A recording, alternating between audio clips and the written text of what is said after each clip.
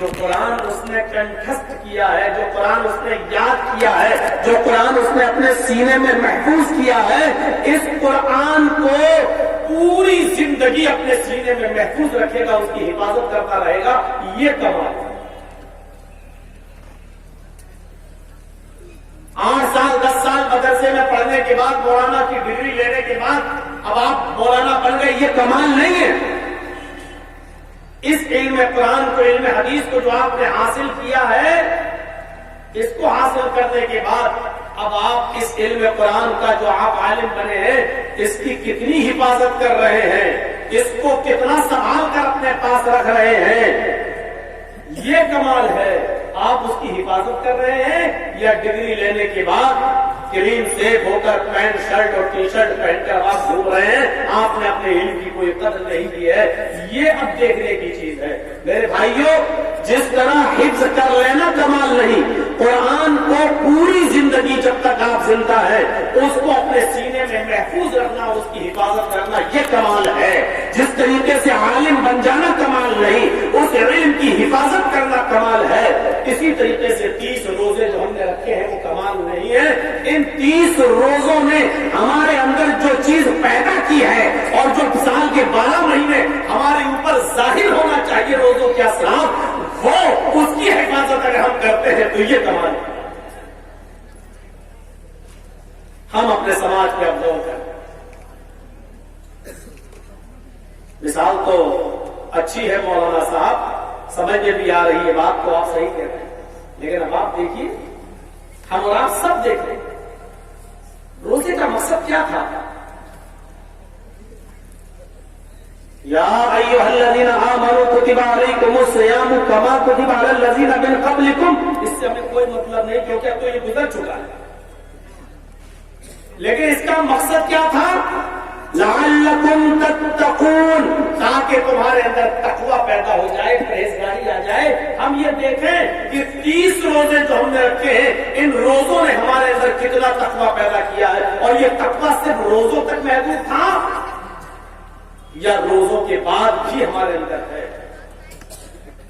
جیسے قرآن کا کوئی حافظ ہو، حفظ کر لے تو حفظ جب پڑھ رہا تھا تبھی تک تھا، یا آج اس کو مدرسے سے فارغ ہوئے 10 سال ہو گئے، اب بھی اس کے پاس قرآن موجود ہے کہ نہیں، حفظ ہے یا نہیں، یہ چیز دیکھی جائے گی۔ اسی طریقے سے دیکھا جائے گا کہ صرف رمضان کے مہینے میں تقویٰ تھا یا رمضان کے مہینے کے گزر جانے کے بعد بھی تقویٰ، روزے کے اثرات تقویٰ وہ ہماری زندگی میں اب بھی ہے یا نہیں ہے، اس کے اثرات مرتب ہوئے کہ نہیں ہوئے۔ ایک بات یاد رکھیے، روزے کی روح تقویٰ ہی ہے۔ گاٹھ باندھ لینا میری بات کو، روزے کی روح تقویٰ ہے، اور بغیر روح کے کوئی شے زندہ نہیں ہوتی۔ جرجیت صاحب کو آپ بلا رہے ہیں، اپنے گھر میں ٹھہرا رہے ہیں، کھلا رہے ہیں، پلا رہے ہیں، کیوں؟ کیونکہ میرے اندر روح ہے،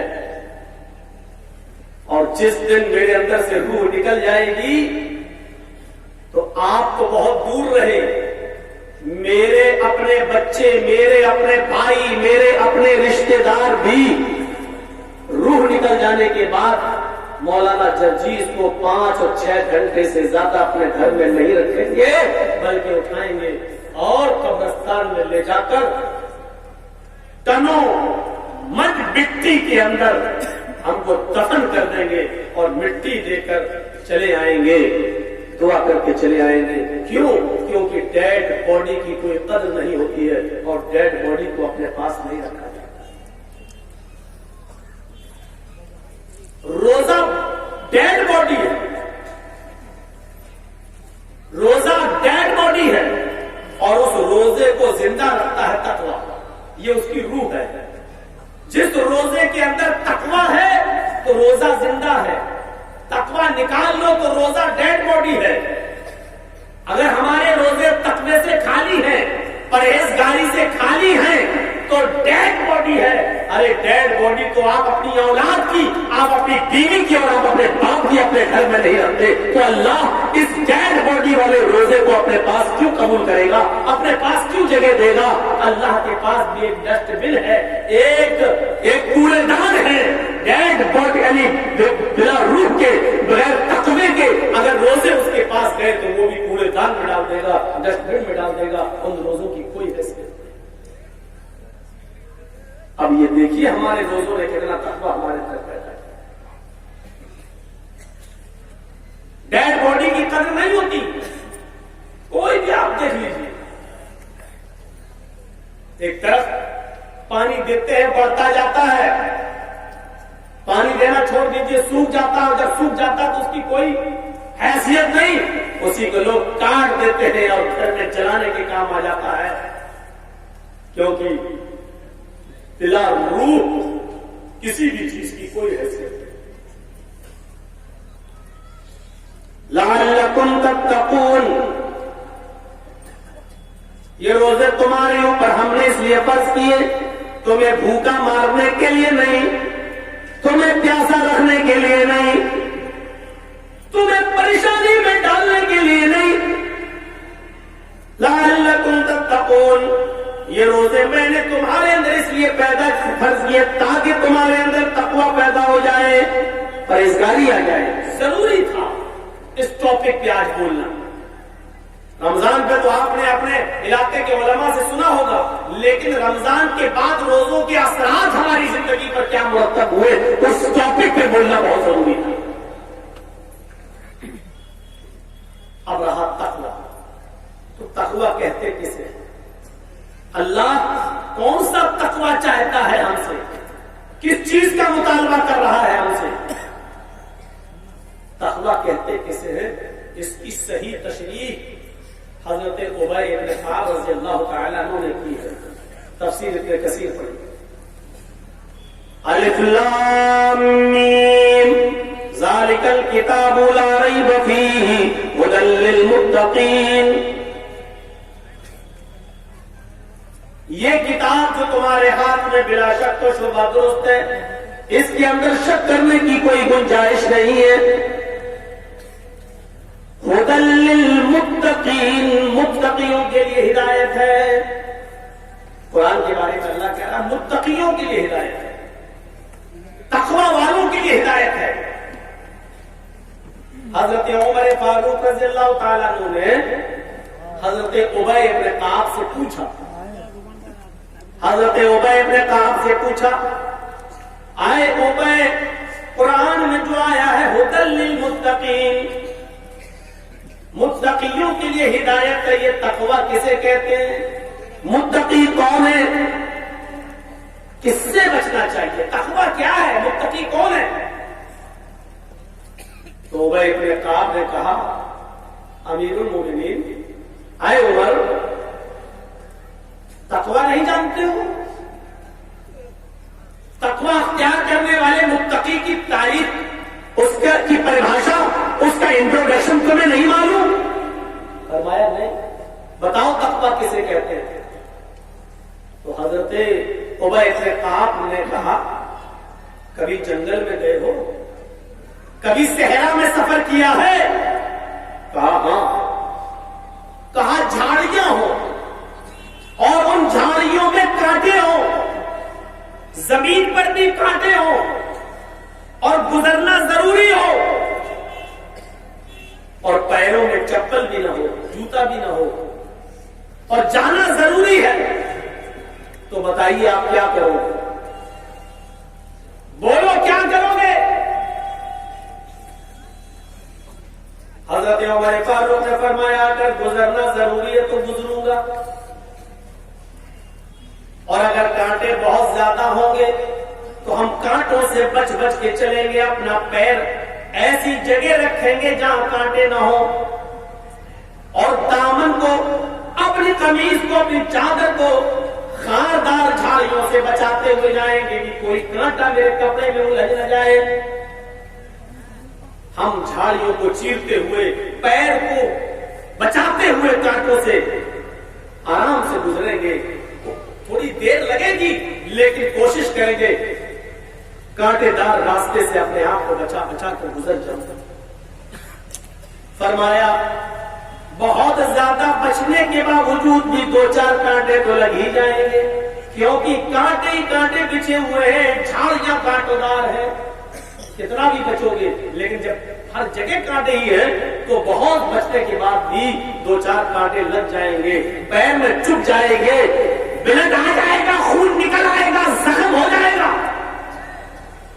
حضرت عمر نے کہا اے ابی اپنے کام، جب گزرنا ضروری ہے تو پھر یہ کون دیکھے گا؟ کانٹوں سے کوشش کروں گا بچ بچ کے گزروں، اور بچ بچ کے گزرنے کی کوشش ہوتی رہے گی، لیکن اس کے باوجود اگر 2-4 کانٹے میرے پیر میں چبھ جائیں جو میرے پیر کو زخمی کر دے، لہو لہان کر دے، تو بعد میں ہم اس کا علاج کر لیں گے. حضرت عبی نے کہا اے عمر کیا کرو گے اس کا علاج؟ فرمایا کہ ہم اس کی مرہم پٹی کر لیں گے، ہم اس کی مرہم پٹی کر لیں گے، اس کا علاج کر لیں گے. حضرت عبی نے کہا اے عمر یہی تقویٰ ہے، اسی کو تقویٰ کہتے ہیں. جیسے جنگل میں کانٹے ہی کانٹے بچھے ہوں تو تم اس جنگل میں کانٹوں سے بچ بچ کے چلتے ہو. جانا ضروری ہے، گزرنا ضروری ہے، راستہ وہی ہے، کانٹوں سے بچ بچ کے گزرتے ہو. اس دنیا میں بھی قدم قدم پر گناہ ملیں گے، قدم قدم پر گناہ. جہاں نظر اٹھا کے دیکھو گناہوں کے اڈے. اس جلسے سے آپ نکلیے، جیسے ہی آپ روڈ پر باہر جائیں گے، اسی جلسے میں اپنے ماں باپ سے جلسے کی اجازت لے کر آنے والی لڑکیاں آپ کو چوکی کرتی ہوئی نظر آئیں گی. ان کے پیچھے لڑکے بھی لگے ہوئے ہوں گے. اور آگے بڑھو گے، کہیں شراب کے اڈے، کہیں دارو کے اڈے، کہیں تاڑی کے اڈے. اور آگے بڑھو گے، مار پیٹ، جھگڑا، جھوٹ، فساد. میرے بھائیوں گناہوں کا جال بچھا ہوا ہے. عبید نے کہا اے امیر المومنین، اس دنیا میں بھی گناہوں کا جال بچھا ہوا ہے، لیکن دنیا سے گزرنا ضروری ہے. آخرت کو پانے کے لیے، آخرت تک پہنچنے کے لیے دنیا سے گزرنا ضروری ہے. جیسے اپنے گھر جانا ہو اور جنگل سے گزرنا ضروری ہو، اور جنگل میں کانٹے ہی کانٹے بچھے ہو تو کانٹوں سے بچ بچ کے چلتے ہو، ایسے ہی اس دنیا میں قدم قدم پر گناہ ملیں گے تمہیں. ان گناہوں سے بچ بچ کر گزر جاؤ، ان گناہوں سے بچ بچ کر چلے جاؤ.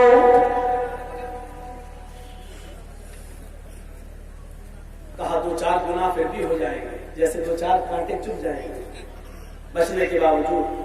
فرمایا جیسے 2-4 گناہ ہو جائیں انسان ہونے کے ناطے تو اس کا بھی علاج کر لیا کرو. اس کا علاج کیا ہے؟ فرمایا اس کا علاج یہ ہے کہ تم توبہ اور استغفار کر لیا کرو. توبہ اور استغفار. اللہ ہم سے گناہ ہو گئے، اللہ معاف کر دے، اللہ معاف کر دے، اسی کا نام تقویٰ بتایا. میرے بھائیوں، یہ تقویٰ ہماری زندگی میں آنا چاہیے، ورنہ سمجھ لو کہ کسی نے روزے تو رکھے، محنت تو کی، لیکن ایسا ہی معاملہ سمجھو اگر وہ تقویٰ اختیار نہیں کر سکا. جیسے کسی نے 4-5 سال محنت کر کے قرآن کو حفظ تو کیا، لیکن مدرسے سے آنے کے بعد قرآن کو بھول گیا، اس کی حفاظت نہیں کرتا. ایسی روزے تو رکھے لیکن اس کی حفاظت نہیں کرتا. حضرت علی رضی اللہ تعالیٰ عنہ عید کے دن زیتون لگا کر خشک روٹی کھا رہے تھے. کبھی آپ نے دیکھا ہوگا، کبھی ڈھابے آبے میں گئے ہوں گے، روٹی کھائی ہوگی، اس میں مکھن لگا لیتے ہیں، بہت سے لوگ گھی لگا لیتے ہیں. حضرت علی رضی اللہ تعالیٰ عنہ عید کے دن خشک روٹی، سوکھی روٹی پہ زیتون کا تیل چپڑ کر لگا کر اس کو منہ سے چبا رہے ہیں. سوکھی روٹی. کون؟ حضرت علی. دن کون سا؟ عید کا. ہمارے یہاں تصور کیا جا سکتا ہے ایسا؟ ہاں ایسا تصور ہے فلسطین کے اندر.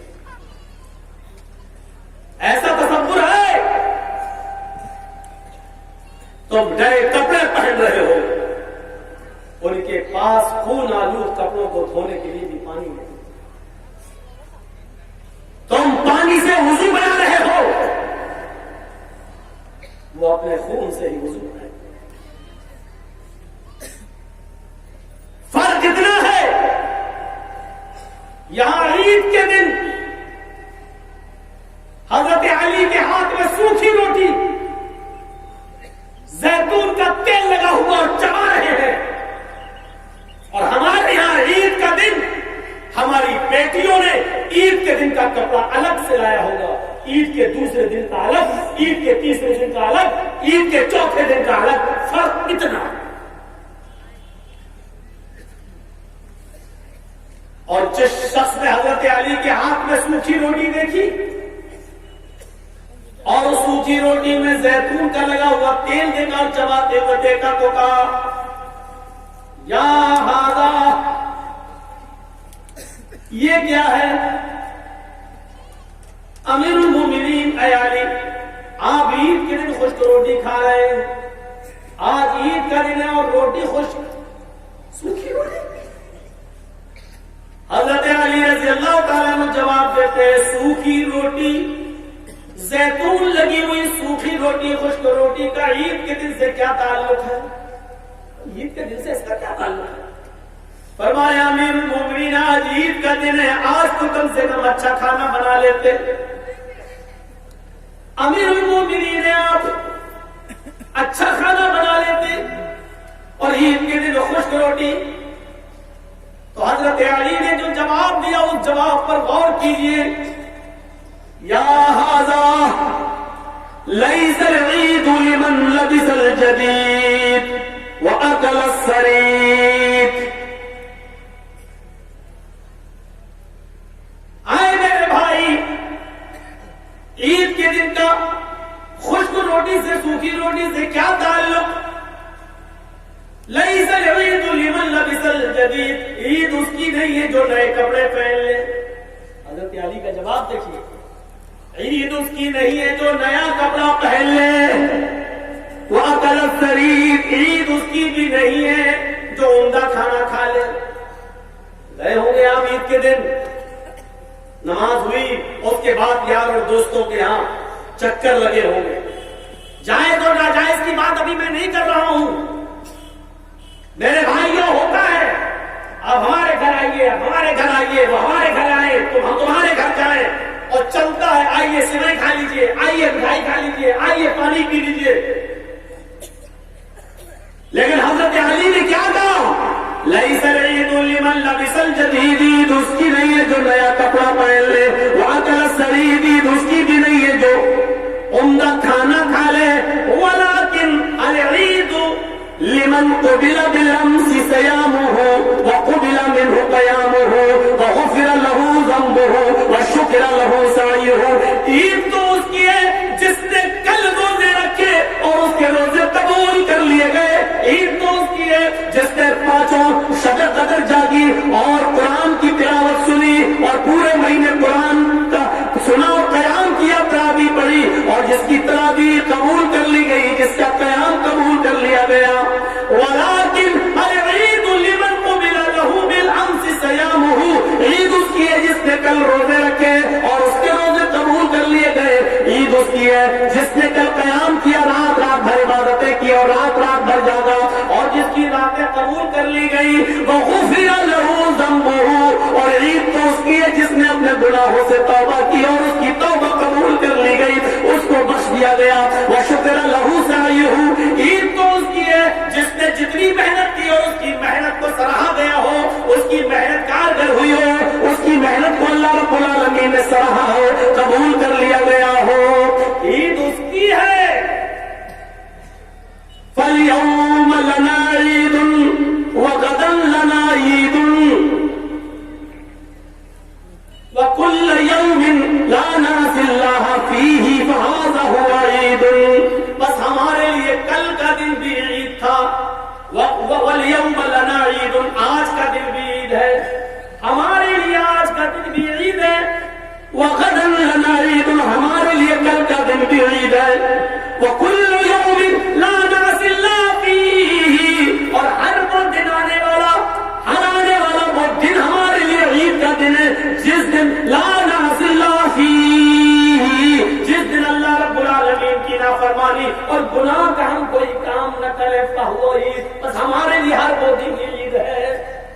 حضرت علی نے عید کی تعریف کر دی کہ عید اس کی نہیں ہے جو نئے کپڑے پہن لے، عید اس کی نہیں ہے جو عمدہ کھانا کھا لے، عید اس کی ہے جس نے رمضان کے روزے رکھے اور قبول ہو گئے، عید اس کی ہے جس نے قیام کیا اور قبول ہو گیا، عید اس کی ہے جس نے توبہ استغفار کیا قبول ہو گئی، عید اس کی ہے جس نے جد و جہاد کی اس کی محنت کو سراہا گیا۔ ہمارے لیے آج کا دن بھی عید ہے، ہمارے لیے کل کا دن بھی عید ہے، اور ہمارے لیے ہر وہ دن عید ہے جس دن ہم اللہ رب العالمین کی نافرمانی کا کوئی کام نہ،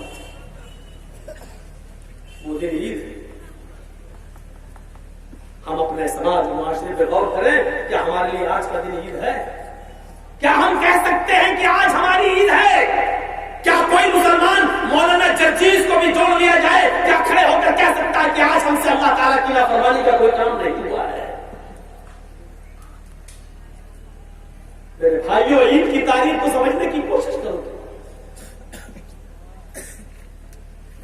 اسی لیے رمضان کا مہینہ آیا تھا ہمارے اور آپ کے پاس۔ کون سا تقویٰ پیدا کرنا چاہتا تھا رمضان ہمارے دلوں میں، وہ تقویٰ ہمارے اندر کیوں نہیں؟ تقویٰ تو ہر چیز کے اندر ہے نا۔ نماز بھی اگر آپ پڑھنے جا رہے ہیں تو اس میں بھی تقویٰ دیکھا جائے گا۔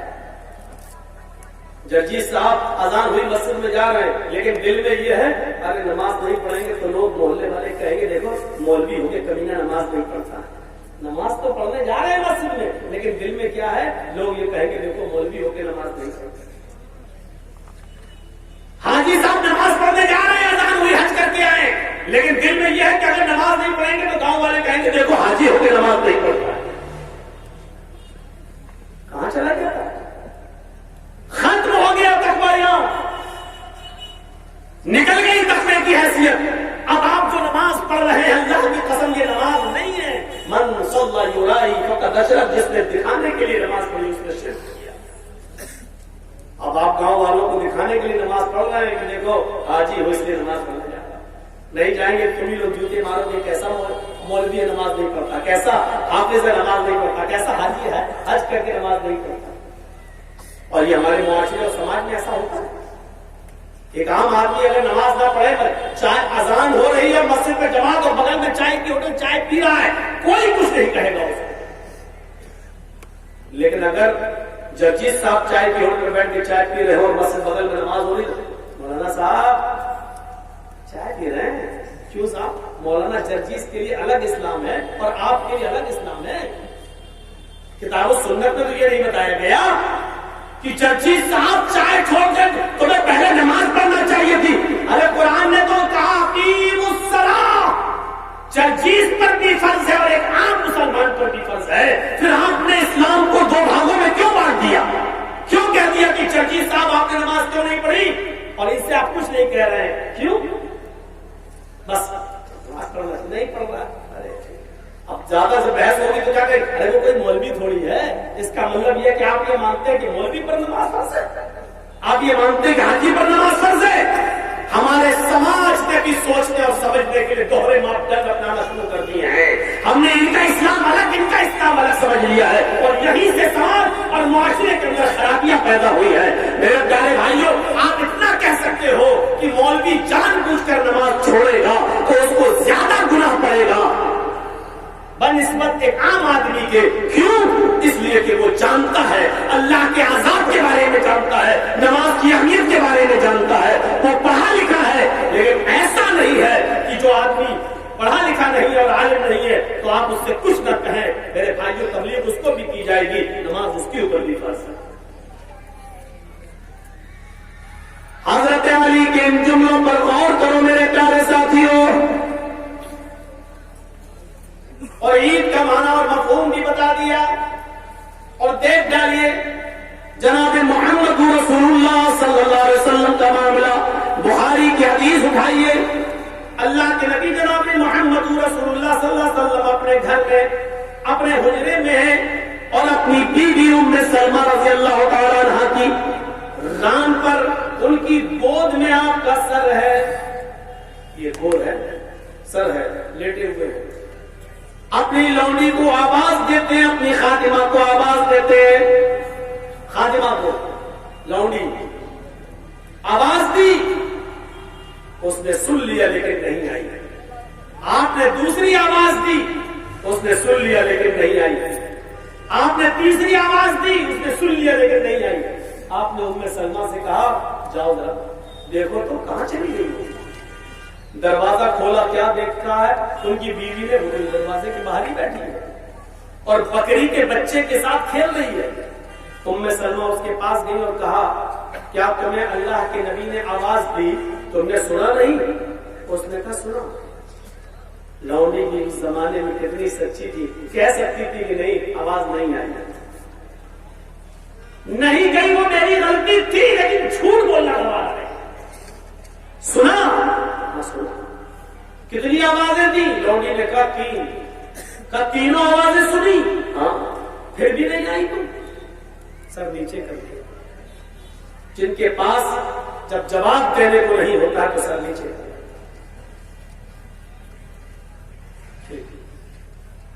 اللہ کے نبی کے پاس آئی ام سلمہ اور کہا کہ اس نے تو آپ کی تینوں آوازیں سنی لیکن نہیں آئی، یہی بیٹھی ہوئی ہے۔ آپ نے کہا اس کو بلاؤ۔ حضرت ام سلمہ نے کہا چلو تمہیں اللہ کے نبی بلا رہے ہیں۔ وہ آئی اللہ کے نبی کے پاس، نبی اکرم نے کہا کہ میرے پاس بیٹھو۔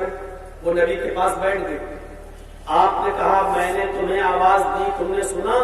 اس نے کہا جی۔ کہا دوسری آواز دی، سنا؟ جی۔ تیسری آواز دی، اس کو بھی سنا؟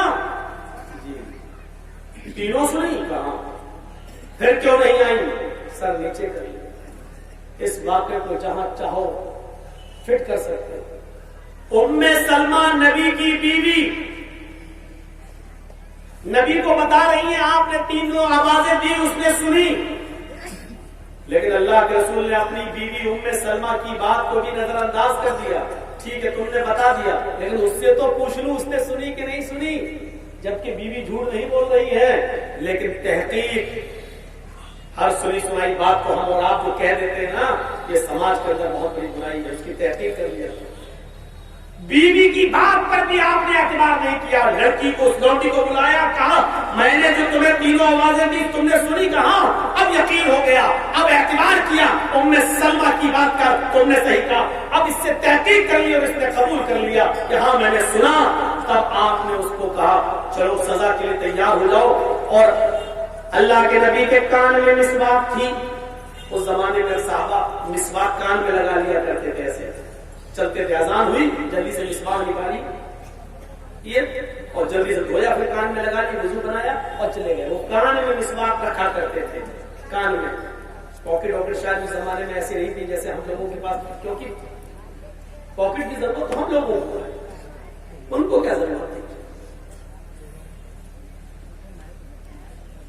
میرے ساتھیوں غور کرو، آپ نے وہ مسواک نکالی، مسواک ایک بالش سے بھی چھوٹی، آپ نے کدھر اٹھایا اسے، آواز سننے کے بعد بھی تم نہیں آئی میرے پاس، ایسے کیا۔ اور جو مارنے والے تھے آپ کا ہاتھ اس کی اوپر اٹھا، لیکن آدھی دور جا کر کاندھے کے پاس جا کر رک گیا، اور آپ نے وہ مسواک واپس اپنے کان میں لگا کے کہا جاؤ جاؤ، نہیں مار۔ حضرت عائشہ نے کہا آپ نے اس کو آج بھی چھوڑ دیا، ایسے اگر آپ چھوڑتے رہیں گے تو سر پہ چڑھ جائے گی، ڈھیٹ ہو جائے گی، پھر اور سنے کی نہیں آئے گی۔ سزا دینا چاہیے، ہلکی پھلکی مارنا چاہیے اس کو۔ آپ نے فرمایا عائشہ میں اس کو مارنا ہی چاہتا تھا، ہلکی سزا دینا چاہتا تھا، دینا چاہیے۔ پھر آپ نے اپنی مسواک روک کیوں لی؟ بخاری حدیث کے الفاظ لولا القوت لاوجعتک بهذا السواک، میں نے اس مسواک کو اس لیے روک لیا کہ فوراً میرے دل میں یہ خیال آیا کہ کہیں میرے مسواک کا مارنا، میرے مسواک کی ضرب اس کی غلطی سے زیادہ نہ ہو جائے، کہیں ایسا نہ ہو کہ اس کی غلطی کم ہو اور میرا مسواک سے مارنا اس کی غلطی سے زیادہ ہو جائے، یہ سزا اس کی غلطی تمہاری ہو جائے، اور کل قیامت کے دن یہ اللہ کے در दरबार में मेरा गरीबान पकड़ ले, मुकदमा दायर करते कि अल्लाह मेरी गलती इतनी बड़ी नहीं थी, मुझे मेरी गलती से बड़ी सजा मोहम्मद रसूलुल्लाह ने दी। अगर मुझे इस बात का डर न होता कि मेरा इस विश्वास से मारना उसकी गलती से ज्यादा है तो मैं इसको मारता, लेकिन मेरा खौफ, मेरा डर ये पैदा हुआ मेरे अंदर कि कहीं मेरी ये हल्की सी मिसवाक की मार उसकी गलती से ज्यादा न हो जाए और इसको अल्लाह के दरबार में मेरे खिलाफ मुकदमा दायर करने की अथॉरिटी और पावर न मिल जाए। ये तकवा हमारे अंदर पैदा हुआ। एहसास पैदा कीजिए, ये तकवा हमारे अंदर पैदा हुआ।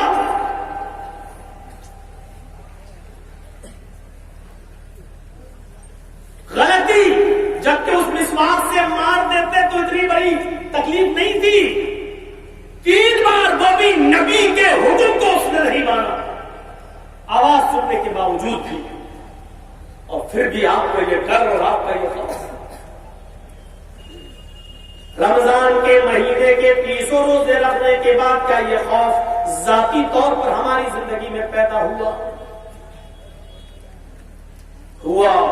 तो काबिल मुबारकबाद है आप और आपके रोजे कबूल।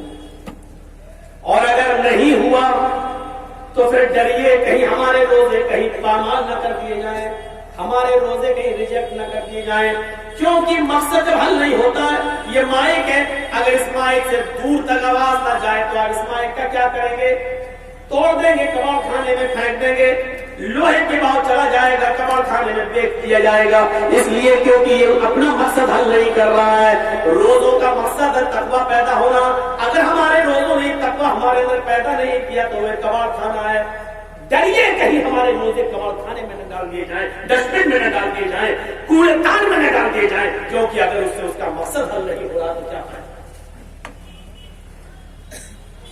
एहसास हमारे और आपके अंदर आना चाहिए। नबी अकरम सल्लल्लाहु अलैहि वसल्लम की जिंदगी का ये जाती मामला आप देखिए, आपने क्या कहा?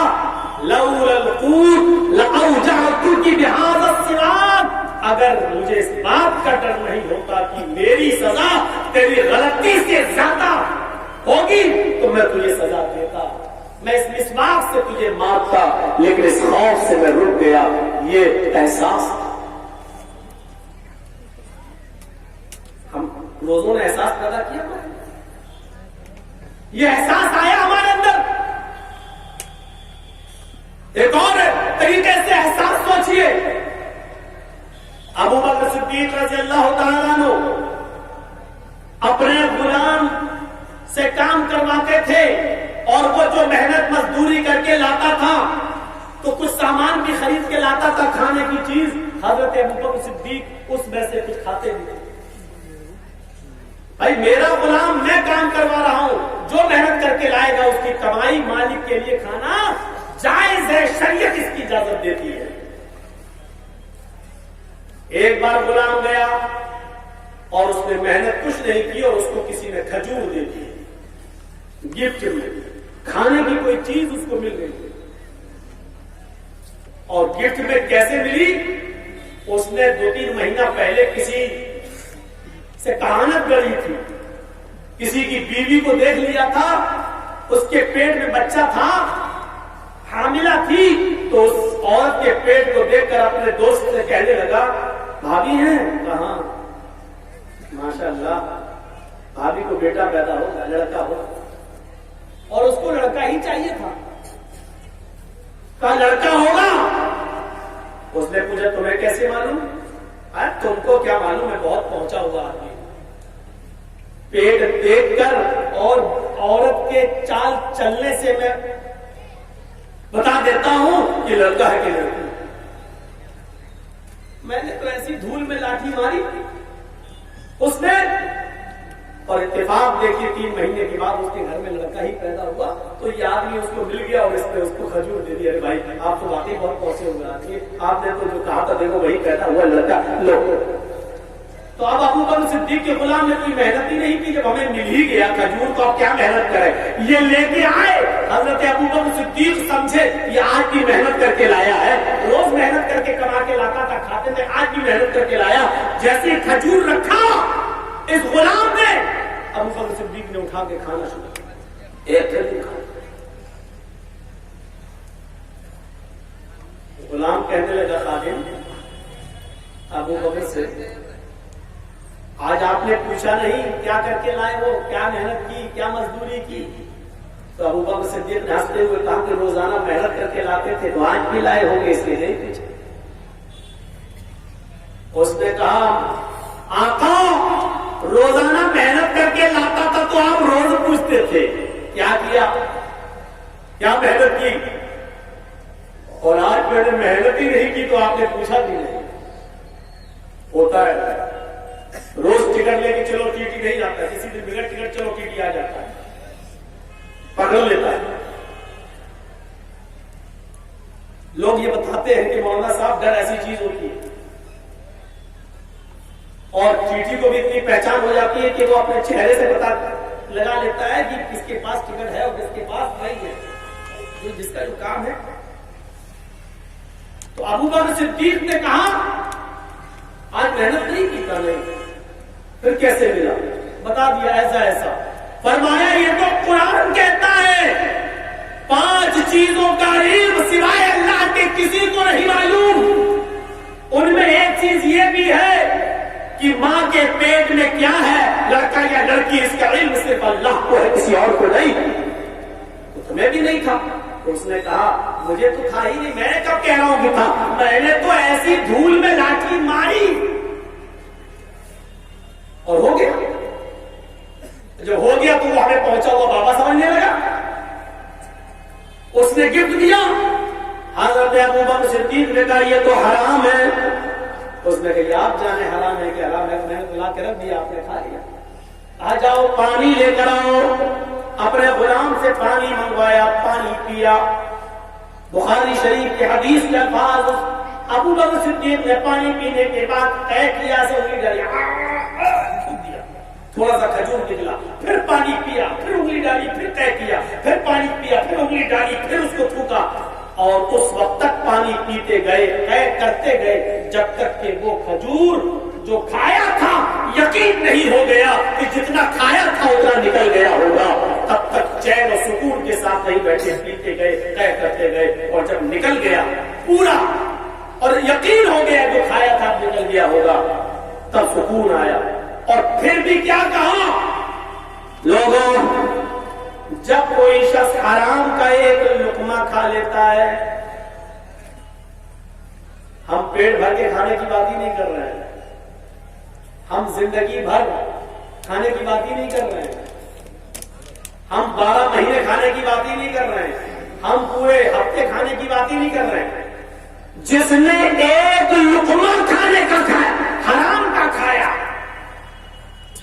ابو بکر فرماتے ہیں کہ اللہ کے نبی نے فرمایا جس نے ایک لقمہ حرام کا کھاتا ہے، جو اللہ اس کے دل پر ایک کالے رنگ کا ایک سیاہ رنگ کا نقطہ بٹھا دیتا ہے۔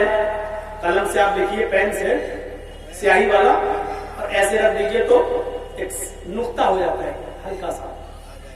ابو بکر صدیق کہتے ہیں کہ جو حرام کا ایک لقمہ کھاتا ہے اس کے دل پر اللہ ایک نقطہ، کالے رنگ کا ایک نقطہ بٹھا دیتا ہے۔ اگر وہ توبہ کر لیتا ہے تو اللہ اس نقطے کو مٹا دیتا ہے، اور اگر اس نے حرام کا لقمہ کھایا اور توبہ نہیں کی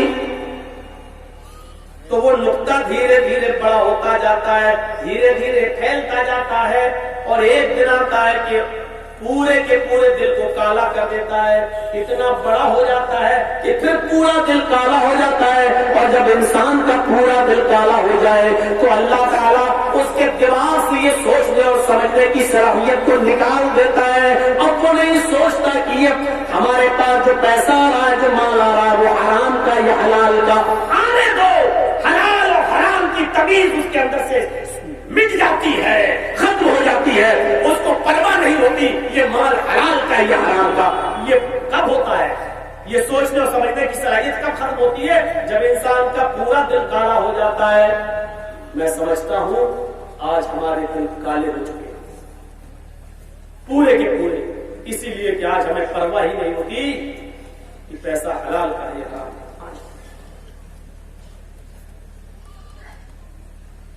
گنا نہیں سکتا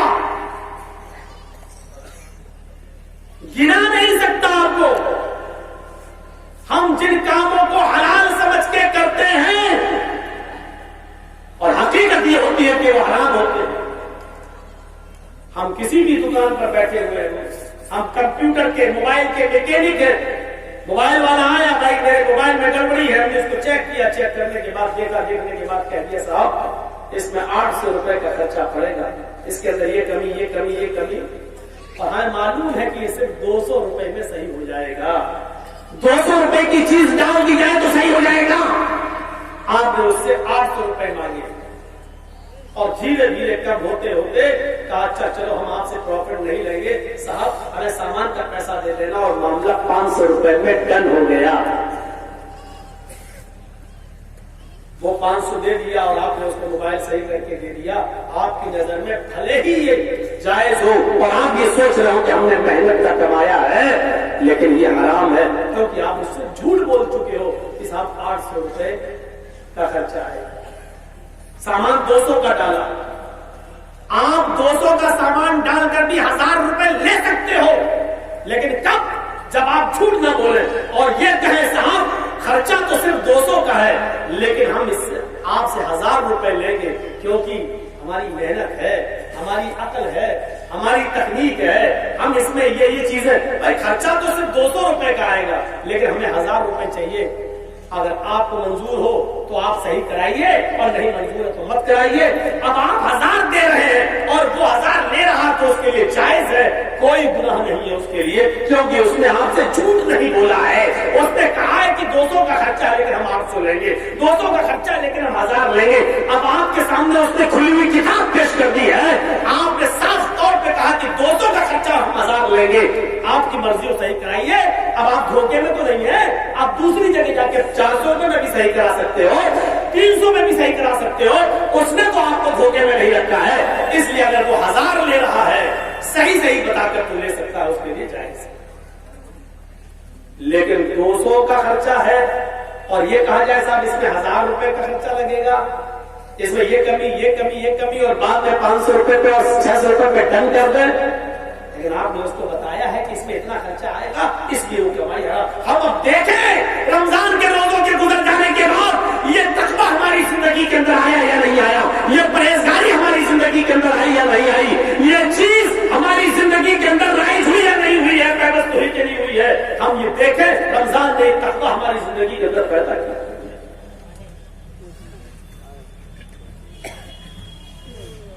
وہ کون سا جذبہ تھا کہ عبداللہ ابن عمر رضی اللہ تعالیٰ عنہ اپنے کچھ ساتھیوں کے ساتھ جنگل میں، ساتھیوں کو بھوک لگی ہے، عبداللہ ابن عمر کی نظر ایک چرواہے کی اوپر پڑتی ہے جنگل کے اندر جو بکریوں کو چرا رہا ہے، اس چرواہے کو بلایا جاؤ، وہ چرواہا قریب آتا ہے،